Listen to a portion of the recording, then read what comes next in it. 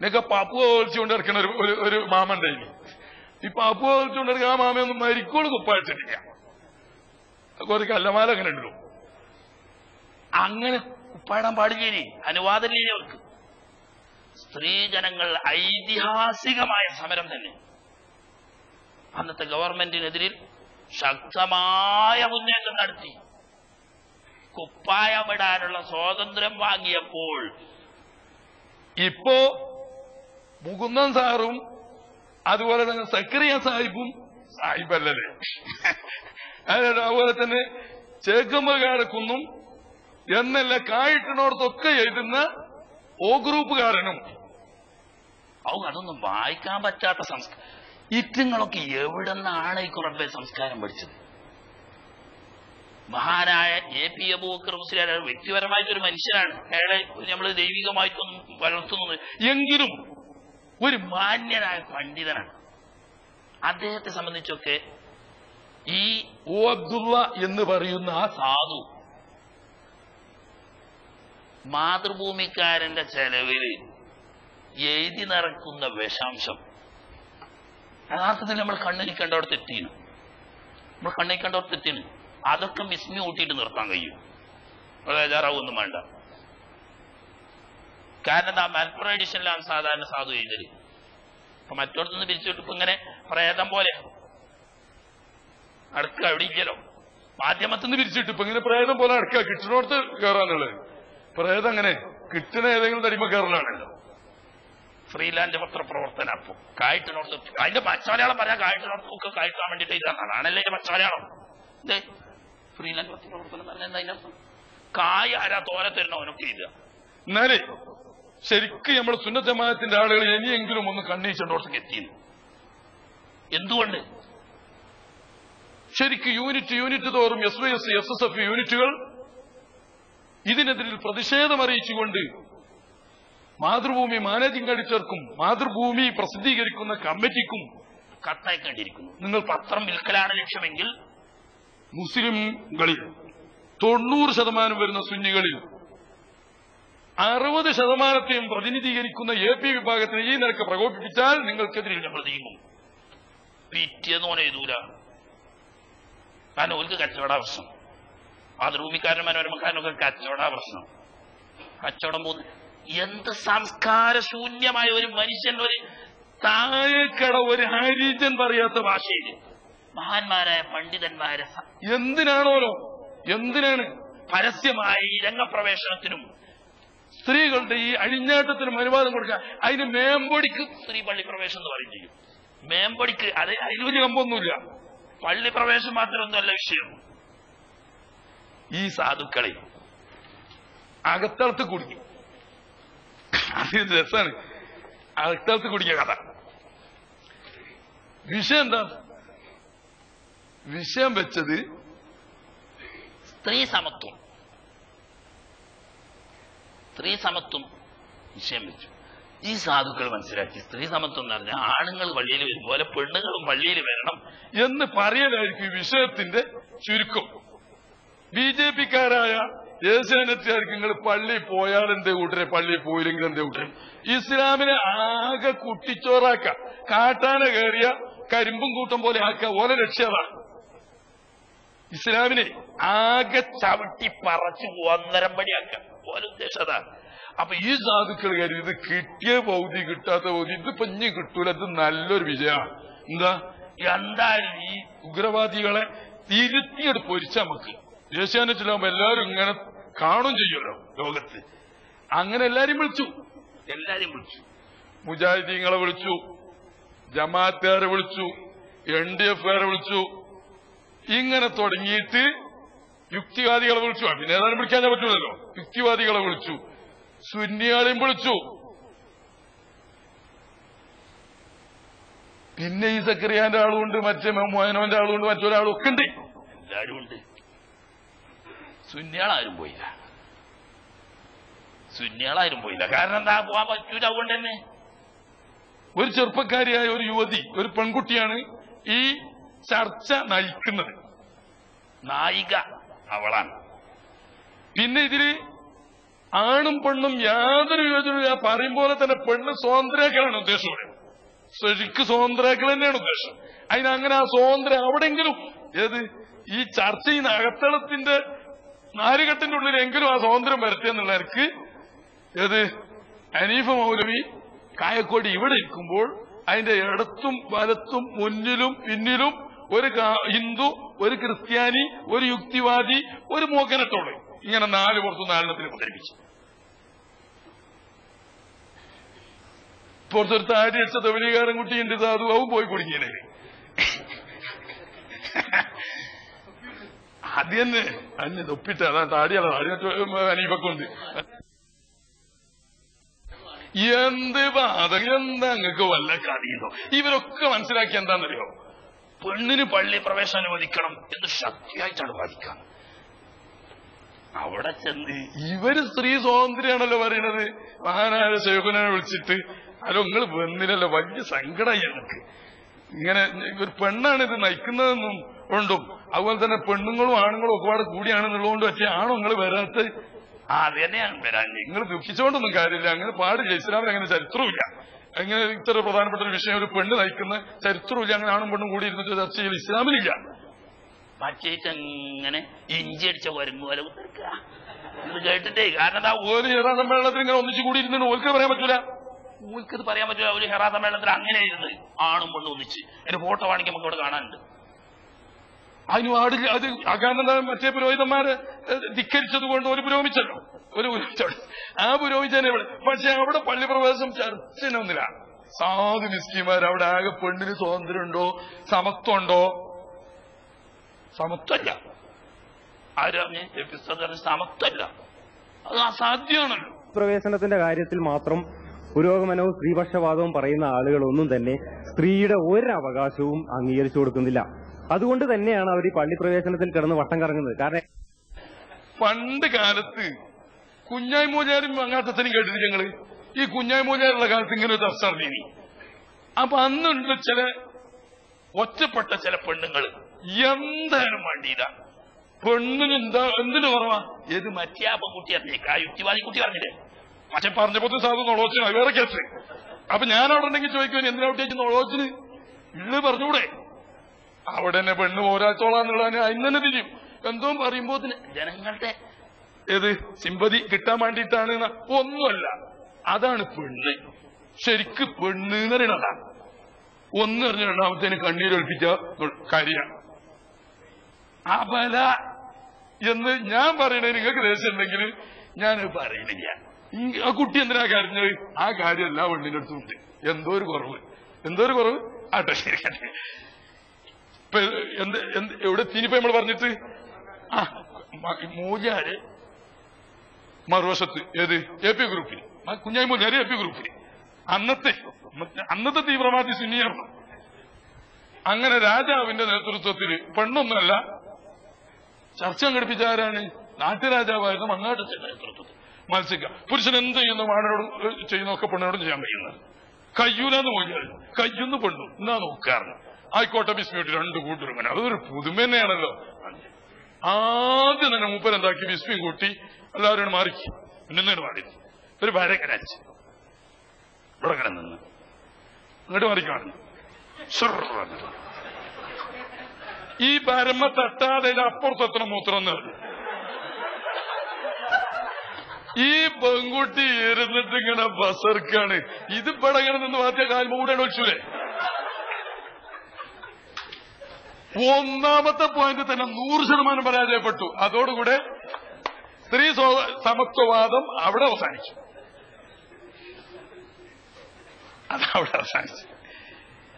അത് അന്ന് നടന്ന അന്ധകാലത്ത് നടന്നൊരു സ്ത്രീ പുരുഷ സംവാദമായിരുന്നു സമത്വത്തിന്. ഇനി അവിടെ നിന്ന് ഇങ്ങോട്ടൊന്ന് ചിന്തിച്ചു, എങ്ങനെ സ്ത്രീയും പുരുഷനും സമാണ് എന്ന് പറഞ്ഞു. അത് ഏത് ദീന? യുക്തിവാദാണെങ്കിലും വളരെ യുക്തി. ഇന്ന് വരെ ഒരു പുരുഷൻ പ്രസവിച്ചു നോക്കിയണോ? വേണ്ട, എന്നാൽ പുരുഷൻ പ്രസവിക്കലോ ഏതായാലും പെണ്ണാട്ടെ. മോനോടുത്ത് നോക്കിയണോ? അതുമില്ല. എന്നാ വേണ്ട, പ്രസവം മോനോടുക്കലും ഒക്കെ ഓനാട്ടെ. മാസാമാസമുള്ള ഈ മെൻസസ് ഉണ്ടല്ലോ, ആർത്തവം, അതെങ്കിലും ഓനെ വെക്കട്ടെ. ആവൂല്ല. അപ്പൊ ഈ പടച്ച തമ്പുരാൻ തന്നെ ഇങ്ങനെ ഒരു വേർതിരിവ് വെച്ചാണ്. അതിന് നമ്മൾ മാറ്റണമെങ്കിൽ സമരം അവിടെ കാണില്ലേ. ആ എ പി ഗ്രൂപ്പിനോടല്ല, ആ എ പി ഗ്രൂപ്പിനോടല്ല സമരം. സമരം അവിടെ ജമാഅത്തെ ഇസ്ലാമിക്കാരനും മുജാഹിദുകാരനും ഈ സക്കറിയും ഈ മേനോനും എല്ലാവരും കൂടിയിട്ട് ആരോട് ചെയ്യട്ടെ സമരം? സൃഷ്ടാവായ ജഗപരിപാലകനായ റബ്ബുൽ ഇസ്സത്ത് തമ്പുരാനോട്. ചോദിച്ചോടത്ത് കടന്നിട്ട് ഇങ്ങനെ ബസ്സർക്കാണ് സമത്വം വാദിച്ചോനെ. ഒരു പെണ്ണ് സാക്ഷി, ഒരു പുരുഷൻ സാക്ഷി പറയുന്നിടത്ത് രണ്ട് പെണ്ണ് വേണം സാക്ഷി പറയാമെന്ന് ഖുർആൻ പറഞ്ഞിട്ടില്ലേ? ബുദ്ധി പെണ്ണിന് ആണിന്റെ അത്ര ഇല്ല എന്ന് നിങ്ങൾ മതം പറയുന്നു എന്നല്ലേ? പിന്നെ എന്ത് സമത്വമാണോടെ? എനിക്കൊരു ആൺകുട്ടി മാത്രമാണുള്ളത്. ഞാൻ മരിക്കുമ്പോഴെങ്കിൽ എന്റെ സ്വത്ത് മുഴുവൻ എന്റെ ആൺകുട്ടിക്ക് അവകാശം വരുന്നു. ഞാൻ മരിക്കുമ്പോൾ എനിക്കൊരു മകള് മാത്രമാണുള്ളതെങ്കിൽ എന്റെ സ്വത്തിന്റെ പകുതി മാത്രം അവൾക്ക് അവകാശം വരികയും ബാക്കി സ്വത്ത് അകന്ന ബന്ധുക്കളിലേക്ക് കൊടുക്കുകയും വേണം. ഇതല്ലേ വിധി? അപ്പൊ ആ മോക്കളുടെ താത്ത, ഏത് മോക്കളുടെ താത്ത ചില ആൾക്കാരാണ് മോക്കളുടെ താത്ത പറഞ്ഞ അതിനങ്ങനെയല്ല. ചെലവിന് കൊടുക്കുന്നുണ്ട്, സംരക്ഷണം, വസ്ത്രം, പാർപ്പിടം, ഭക്ഷണം ഒക്കെ പുരുഷനാണ് കൊടുക്കുന്നത്. അപ്പൊ അവൾക്ക് കിട്ടുന്ന കാശ് വെറുതെ. അപ്പൊ മറ്റേ യുക്തിവാദി എന്നാ അങ്ങനെയാണെങ്കിൽ സ്ത്രീധനായിട്ട് കൊടുത്തൂടെ? പൗതി ഒരാണ് നോക്കണമെങ്കിൽ എന്നാ സ്ത്രീധനായിട്ട് തന്നെ കൊടുക്കണ്ട്. അവിടെ അണ്ടി പോയ അണ്ണാഞ്ചേക്ക് പോയ എന്നിങ്ങനെ ഒത്തിരിക്കുന്നത് എന്ത് മറുപടി അറിയാൻ? സമത്വം വാദിച്ചുകാണ്ട് ഖുർആനിൽ വിശ്വസിച്ച് ജീവിക്കാൻ ഈ ലോകത്ത് കഴിയില്ല. അവസാനം പെണ്ണുങ്ങളെല്ലാവരും പള്ളി കൊണ്ടാൻ വേണ്ടി ഇച്ചങ്ങളൊക്കെ നമ്മളെ കൂട്ടത്തിലുണ്ടാവുമെന്ന് മനസ്സിലാക്കിയോല് ഉള്ള ചോറും ചക്കയിലൊട്ടി പോരുമ്പോ അങ്ങനെ ഉണ്ടായില്ലേ? ഇവിടെ എത്തി നിൽക്കുന്നു ഈ സമുദായം. പണ്ഡിതന്മാരെ തള്ളിക്കളഞ്ഞതാണ് ഇതിന്റെ കാരണമെന്ന് സുന്നി മുസ്ലിയാരല്ല പറയുന്നത്, എ പി വിഭാഗക്കാരനല്ല പറയുന്നത്, സാക്ഷാൽ ഷേഖ് മുഹമ്മദ് കാരക്കുന്ന പറഞ്ഞത്. ഈ പുരോഗതി സമുദായം നേടിയെടുത്തത് പണ്ഡിത വിഭാഗത്തിന്റെ ഉപദേശ നിർദ്ദേശങ്ങൾ തള്ളിക്കളയാനുള്ള ധിക്കാരം ഈ സമുദായം എന്ന് കൈകൊണ്ടോ അന്ന് ഈ സമുദായം ഈ നിലക്ക് പുരോഗമിച്ചു. ജമാഅത്തെ ഇസ്ലാമിയുടെ അടക്കം നേതാക്കന്മാർ എനിക്കറിയാം. പെൺമക്കൾ മാത്രമാണ് അവർക്കുള്ളതെങ്കിൽ അവർ മരിക്കുന്നതിന് മുമ്പ് സ്വത്തുക്കളൊക്കെ എങ്ങനെയെങ്കിലും മക്കളുടെ പേരിൽ എഴുതി വെക്കും. ഈ ദൈവത്തിന്റെ നിയമം എന്ന് പറയുന്ന നിയമത്തെ മറികടക്കാൻ വേണ്ടി, സ്വന്തം മക്കൾക്ക് ഈ നിയമത്തിന് കീഴിൽ നീതി ലഭിക്കില്ല എന്ന് ഉറപ്പുള്ളത് കൊണ്ട് അതിനെ മറികടക്കാൻ വേണ്ടിയിട്ട് ഈ നിയമങ്ങൾ സ്വയം അവർ മറികടക്കാനുള്ള പഴുതന്വേഷിക്കുന്നു. അതേസമയത്ത് ഈ നിയമങ്ങളെ ന്യായീകരിക്കാൻ ഇതുപോലുള്ള വേദികൾ അവർ ഉപയോഗപ്പെടുത്തുകയും ചെയ്യും. ഞാൻ മനസ്സിലായല്ലോ. ഹജ്ജിന് പോകാൻ പാടില്ല എന്ന് ആരും പറയുന്നില്ല. എന്താ? നബി പറഞ്ഞുകൊണ്ട സ്ത്രീകളെ അടക്കിയിരുത്താൻ ഫത്വ ഇറക്കിയിട്ടുള്ള നേതാക്കളുടെ ഗ്രൂപ്പുകൾ തന്നെയാണ് സ്ത്രീകളെയും കൊണ്ട് ഹജ്ജിന് പോകുന്നത് എന്നത് വിരോധാഭാസമല്ലാതെ മറ്റെന്താണ്?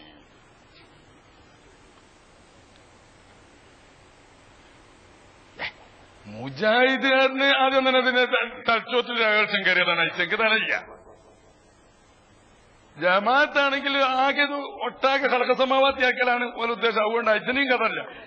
എന്നാലോ ഈ ഇന്ത്യ ടുഡേ ഒക്കെ എഴുതുന്നവർക്ക് എന്തെങ്കിലുമൊക്കെ മലയാളം ചിന്തില്ലേ? ഈ വിരോധാഭാസം എന്ന് പറഞ്ഞ വാക്ക് എന്താ എനിക്ക് മനസ്സിലായില്ല. പള്ളി ഹജ്ജിന് പോകുന്നതിൽ നിന്നിട്ട് സ്ത്രീകളെ വിലക്കാതിരുന്നത് പുറവാചകന്റെ നിർദ്ദേശമുള്ളത് കൊണ്ടാണ്. അവിടെ പുള്ളിയിട്ട് തീർത്തു. എന്നിട്ട് സ്ത്രീകളെ വീട്ടിൽ അടക്കിയിരുത്തണം എന്ന് പത്തുവയിറക്കുന്ന വിഭാഗം തന്നെ ഇവരെ ഹജ്ജിന് കൂട്ടത്തിൽ കൊണ്ടുപോകുന്നു. ഇത് വിരോധാഭാസാണ്. നിങ്ങൾക്ക് ഇനി മലയാളം പഠിപ്പിച്ചാനും വേണ്ടി വരുമോ? ഞങ്ങൾ എ പി ഗ്രൂപ്പുകാര് കൂട്ടരെ എനിക്ക് മനസ്സിലായില്ല. ദീനേതാനും പഠിപ്പിച്ചാണെങ്കിൽ നിങ്ങൾക്ക് ഞങ്ങളെ തന്നെ വരണം. ഏത്? അത് പണ്ട് യുക്തിവാദികൾ സംഭവിച്ചു. കാര്യം എന്ത് പറഞ്ഞാൽ മൂല്യർ അറിഞ്ഞോട്ടോ സത്യമുള്ളത് ആ സ്ഥലത്തിൽ പറഞ്ഞു. യുക്തിവാദികൾ വരെ പറഞ്ഞു കാര്യം മൂല്യർ അറിഞ്ഞോടത്താണ് സത്യം. അത് നമ്മളാരും അംഗീകരിക്കണില്ലല്ലോ എന്നും പറഞ്ഞ്. കാരണം നമ്മളാരും അംഗീകരിക്കുന്നതാണ്. യുക്തിവാദി അംഗീകരിക്കുന്നില്ല, മുജാഹിദ് അംഗീകരിക്കുന്നില്ല, മാത്രം അംഗീകരിക്കുന്നില്ല. കാരണം എന്താ? ഓലൊക്കെ അറിയണ ഖുർആനും സുന്നത്തും അനുസരിച്ച് എന്തായാലും വേണ്ടിയില്ല, സ്ത്രീക്ക് സമത്വം വേണം. സ്ത്രീക്ക് സമത്വം വേണം. സമത്വം ഇല്ല എന്നതാണ് മുസ്ലിയാർ പറഞ്ഞത്. അതാണ് സത്യം. അടിസ്ഥാന പ്രമാണം കാന്തപുരം മുസ്ലിയാർ പറഞ്ഞതാണ്. സത്യസന്ധമായിട്ടാണ് അദ്ദേഹം പറഞ്ഞത്. പക്ഷെ അതല്ല ഇന്ന് നമ്മൾ സ്വീകരിക്കുന്നത്. അന്ന് ഇവിടെ എല്ലാവരും കാന്തപുരത്തെ ഒരു പ്രതിസ്ഥാനത്ത് നിർത്തി ചെയ്തു.